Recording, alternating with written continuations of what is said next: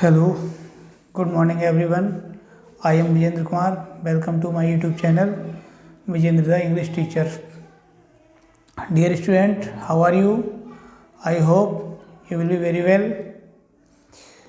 तो dear student, अभी तक हम पढ़ चुके हैं पिछले वीडियो में formation of comparative and superlative degree adjectives के लिए, जिसके तहत हमने 8 रूल्स को पढ़ा है। जिन 8 रूल्स के तहत हम कैसे पॉजिटिव डिग्री को कंपैरेटिव और सुपरलेटिव डिग्री में चेंज कर सकते हैं, उसका बना सकते हैं। तो वो 8 नियम हमने पढ़े थे पिछले वीडियो में। आज हम पढ़ने वाले हैं correct use of adjectives. Correct use of adjectives के तहत आज हम पढ़ेंगे पॉजिटिव डिग्री के लिए। हमारा जो टॉपिक रहेगा करेक्ट यूज ऑफ एडजेक्टिव्स रहेगा, जिसमें आज हम पढ़ेंगे पॉजिटिव डिग्री। तो टॉपिक को शुरू करने से पहले बस मैं आपसे यही कहना चाहूँगा कि अगर आपने अभी तक मेरे चैनल को सब्सक्राइब नहीं किया है तो सब्सक्राइब करें, बेल आइकन को प्रेस करें ताकि वीडियो की नोटिफिकेशन वीडियो अपलोड होते ही आपको मिल जाए। वीडियो अच्छी लगे तो लाइक करें और कमेंट सेक्शन में अगर कोई सजेशन है तो आप दे सकते हैं, बाकी कमेंट करें तो और अच्छा लगेगा। थोड़ा सा आप लोग जब वीडियो को लाइक करते हैं या कमेंट करते हैं तो मेरा ही मोटिवेशन बढ़ जाता है, ताकि मुझे भी और अच्छा लगता है, मैं और अच्छा करने की कोशिश करता हूँ। तो अब आइए हम आज का टॉपिक शुरू करते हैं।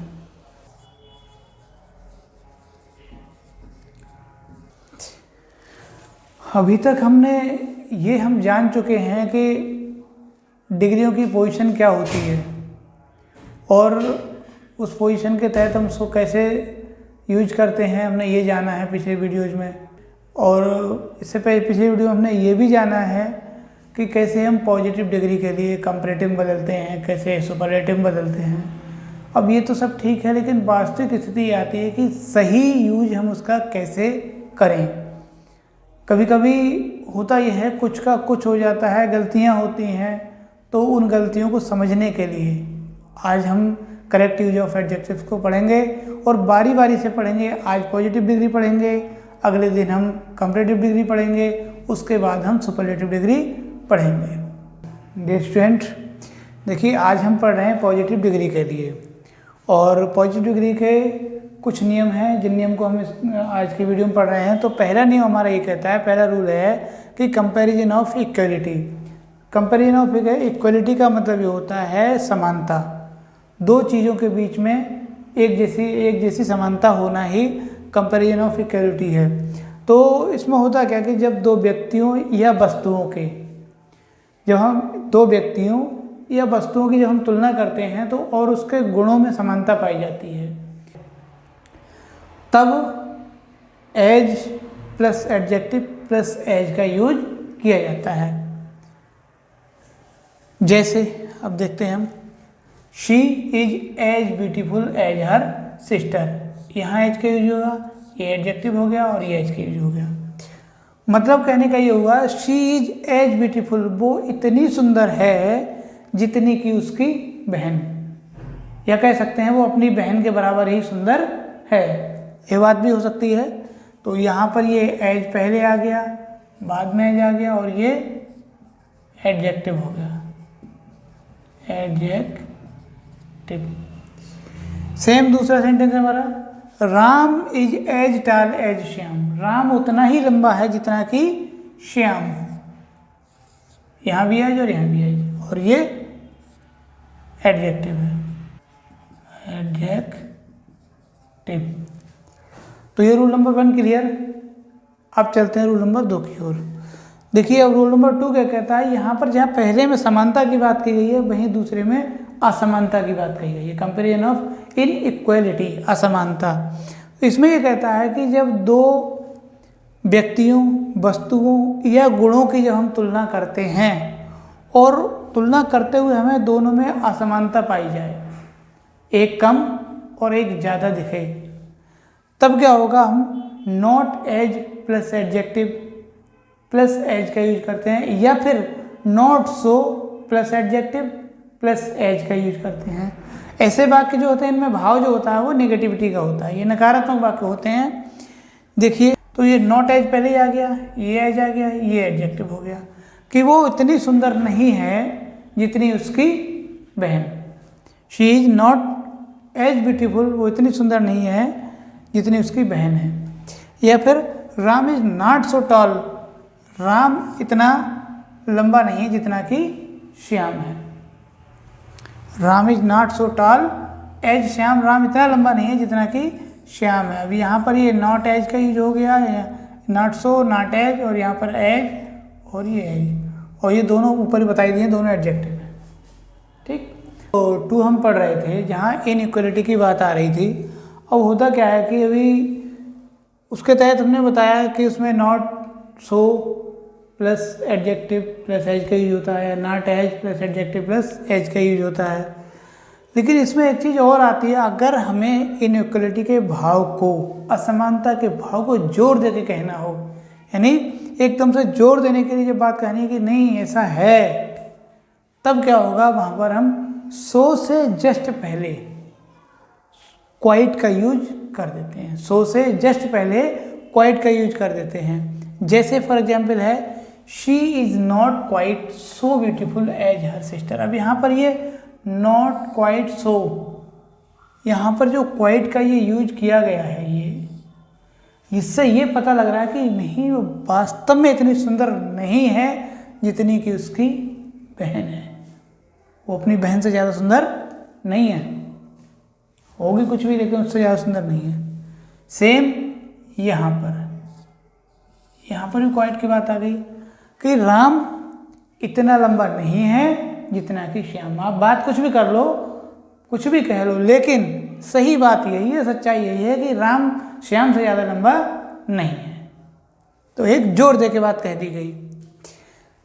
अब रूल नंबर 2 कंप्लीट हुआ। अब चलते हैं रूल नंबर 3। तो रूल नंबर 3 के अंतर्गत क्या होता है कि इसमें क्या कंसील्ड कंपैरिजन होती है। कंसील्ड कंपैरिजन मतलब छिपी हुई तुलना। देखने में तो हमें लगेगा कि इसमें कोई तुलना हो ही नहीं रही है, लेकिन वो तुलना है, छुपी हुई होती है। वो स्पष्ट तुलना दिखाई नहीं देती है, और केवल ऐसा स्पष्ट रूप से तुलना दिखाई नहीं देती है, लेकिन उसमें तुलना का भाव छिपा रहता है।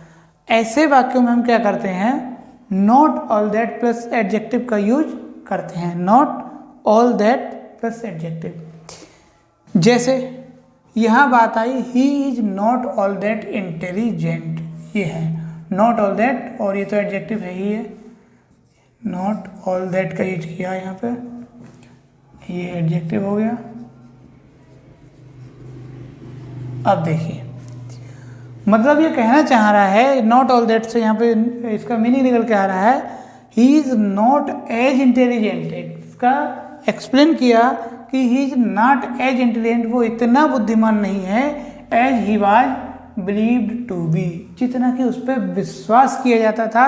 ये माना जाता था कि बहुत बुद्धिमान है वो, लेकिन वास्तव में जब टेस्ट किया गया तो कुछ नहीं, शून्य निकला, या उससे जितना माना गया था उससे मानक से कम निकला।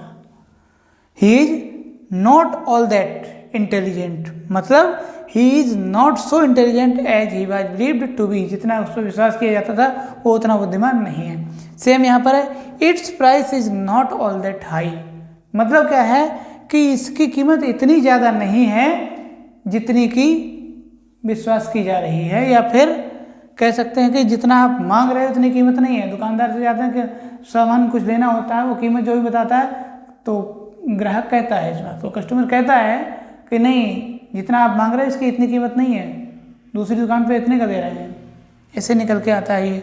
तो यहाँ पर भी नॉट ऑल दैट का यूज किया गया है। Student, rule number 4। Rule number 4 में आता है कंपैरिजन ऑफ एक्शंस, मतलब कार्यों की तुलना। वर्ब्स है तो पॉजिटिव डिग्री में क्या होता है कि 2 कार्यों की तुलना कुछ इस तरह की विधियों से, निम्नलिखित विधियों से हम कर सकते हैं। इसमें पहली विधि क्या आती है, जीरंड लगाकर। जीरंड होता क्या है कि वर्ब की फर्स्ट फॉर्म में आईएनजी लगा देने से जीरंड बन जाता है वर्ब की। जिसे यहाँ पर राइट है तो राइट में आईएनजी जोड़ दिया है और ये जीरंड बन गया है। यहाँ पर रीड है, रीड में आईएनजी जोड़ने से ये जीरंड बन गया है। तो लिखा कि राइटिंग इज एज इजी, लिखना इतना आसान है एज रीडिंग, जितना कि पढ़ना। लिखना इतना आसान है जितना कि पढ़ना। तो ये दोनों ही जीरंड से इस काम की यहाँ पर तुलना कर दी गई है। ये तो एज कि writing is as easy as reading, लिखना इतना आसान है जितना कि पढ़ना। Same walking is as difficult, अब यहाँ पर ये भी वही है जीरंड, ये दोनों यहाँ हम लिख सकते हैं, ये है जीरंड, ये भी जीरंड है। ऐसे यहाँ पर वॉकिंग ये भी जीरंड है, और ये रनिंग ये भी जीरंड है। यानी टहलना इतना कठिन है जितना कि दौड़ना। अगला कहता है कि इन्फिनेटिव लगा करके इसको बना सकते हैं। इन्फिनेटिव में क्या है, जैसे it is not as easy to write as read, ये इतना आसान नहीं है टू राइट लिखना जितना कि पढ़ना। लिखना इतना आसान नहीं जितना कि पढ़ना। फिर इट इज एज डिफिकल्ट, ये इतना कठिन है टू वॉक एज रन, मतलब कहने का है, एक तो इन्फिनेटिव समझे कैसे बनता है। इन्फिनेटिव में क्या होता है, वर्ब की फर्स्ट फॉर्म से पहले टू लगा दिया जाता है और ये इन्फिनेटिव बन जाता है। ये है इन्फिनेटिव, पहला वाला टू के साथ और दूसरा वाला ये भी है इन्फिनेटिव ही, बट ये विदाउट टू यूज किया गया है। बताएंगे क्यों किया गया है। It is as difficult to walk as run, तो ये भी इन्फिनेटिव ही है, और ये भी, ये विदाउट टू का है। ये इतना कठिन है टू वॉक, टहलना, जितना कि दौड़ना। टहलना उतना ही कठिन है जितना कि दौड़ना होता है। यहाँ ये ध्यान रखा जाता है कि पहले वाले इन्फिनेटिव में टू लगता है, दूसरे वाले इन्फिनेटिव में टू नहीं लगाते हैं। ये लास्ट में अब रीड टू अगर करेंगे तो ये गलत होगा, या रन टू करेंगे तो भी ये गलत हो जाएगा। तो इसलिए यहाँ पर दूसरे वाले के साथ टू नहीं लगाकर पहले वाले के साथ टू लगाते हैं। रूल नंबर 4 का मेथड नंबर 3, जो तीसरा मेथड है वो ये कहता है कि हैड बेटर, हैड रादर और हैड सूनर, इन तीनों को लगाकर भी दो कार्यों की तुलना की जा सकती है। जैसे I had rather go than wait, अब ये हैड रादर का यहाँ यूज हो गया, go than wait. You had better, यहाँ पर भी हैड बेटर का यूज हुआ, यहाँ had sooner, they had sooner die than surrender. अब इसमें हुआ क्या है कि इन वाक्यों में दो दो बार इन्फिनेटिव का यूज हुआ है, वह भी बिना टू के। तो इनके साथ इसी पैटर्न का यूज होता है। इनके साथ मतलब किसके साथ, हैड बेटर, हैड रादर और हैड सूनर के साथ में बिना टू के ही इन्फिनेटिव का यूज किया जाता है। अब इसमें इन्फिनेटिव कौन कौन सा है, go, wait, work, set, die, surrender, ये सब जो हैं ये सभी इन्फिनेटिव हैं, और ये विदाउट टू के, इन सब के साथ में विदाउट टू के ही इनका यूज किया जाता है। Thank you for watching. तो डियर स्टूडेंट्स, आज की वीडियो में इतना ही। अब हम चलते हैं, मिलेंगे अगली वीडियो में एक नए टॉपिक को लेकर के। चलने से पहले बस इतना ही कहना चाहूँगा, आपसे यही रिक्वेस्ट करना चाहूँगा कि अगर आपने अभी तक मेरे चैनल को सब्सक्राइब नहीं किया है तो सब्सक्राइब कर लें, बेल आइकन को प्रेस कर दें, ऑल कर लें, ताकि वीडियो के नोटिफिकेशन आपको वीडियो अपलोड होते ही मिल जाएं। और वीडियो अच्छी लगे तो लाइक ज़रूर करें, कमेंट सेक्शन में कमेंट करें। अगर आपको कुछ भी अच्छा लगता है तो आप उसके बारे में ज़रूर बताएं। कोई सजेशन है तो भी आप बता सकते हैं मेरे लिए, क्योंकि कोई भी व्यक्ति इस संसार में पूर्ण नहीं होता। मैं भी पूर्ण नहीं हूँ। अगर कोई कमी आपके थ्रू आपको नज़र आती है कि लाइटिंग की प्रॉब्लम है या फिर वॉइस प्रॉब्लम है या फिर कोई और प्रॉब्लम आ रही है, तो जब आप मुझे बताएंगे तो मैं उसमें इम्प्रूवमेंट ज़रूर करूँगा।